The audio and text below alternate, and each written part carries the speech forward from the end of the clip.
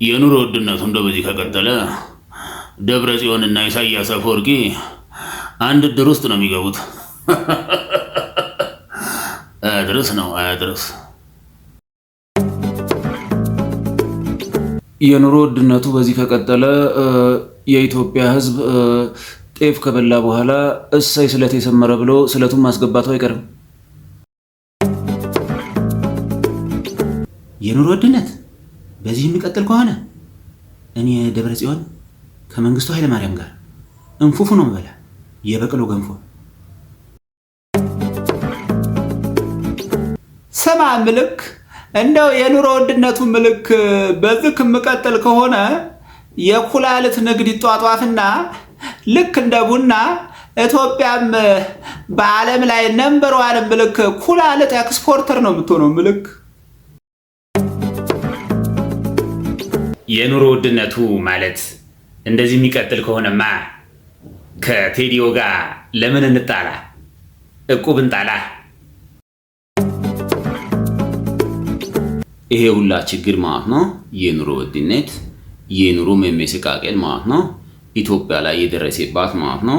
የኢትዮጵያ ሕዝብ አፉን ሞልቶ ማለት ነው እስራኤል ዳንሳ ሐሰተኛ ነቢይ ነው ብሎ ስለቦጨቀኝ ነው ማለት ነው። ይሄ ነገር ግን እንዲስተካከልላችሁ ከፈለጋችሁ ማለት ነው የሰው ልጅ ሆኖ የማይሳሳት የለም። ከብረት ዝገት ከሰው ልጅ ስህተት አይጠፋምና እኔ ይቅር እንዲላችሁ ከፈለጋችሁ ማለት ነው በአካውንቴ አስገቡልኝ ማለት ነው። የኑሮ ውድነት በዚህ ከቀጠለ አሁን ያለኝ ውፍረት ይጠፋና ወደ ቀድሞ ቅጥነት ይመለሳሉ ማለት ነው። ስጋ ቅብል ሆኖ ማለት ነው። እኔ ራሴ ጎፈንድሚ ፔጅ ከፍታለሁ ማለት ነው። የኑሮ ውድነት እኮ እንደዚህ የሚቀጥል ከሆነ አንድ ሰው እኮ ስጋ በልቶ አንቆት ከሞተ እንደ ጀግና እየተተኮሰ ሊቀበር እኮ ነው።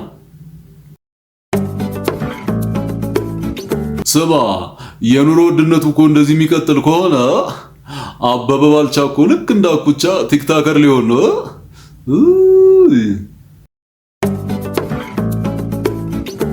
የኑሮ ውድነቱ በዚህ የሚቀጥል ከሆነ እኔ ስጋ ቤት በር ላይ ሄጄ ተረሳሾይ እያልኩ ነው ምዘፍነው። ወይኔ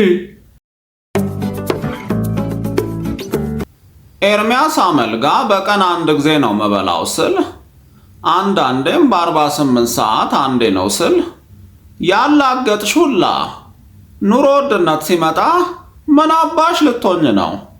የኑሮ ውድነትን የሪል ስቴት ህንፃ ላይ ወጥተሽ አታመልጭው።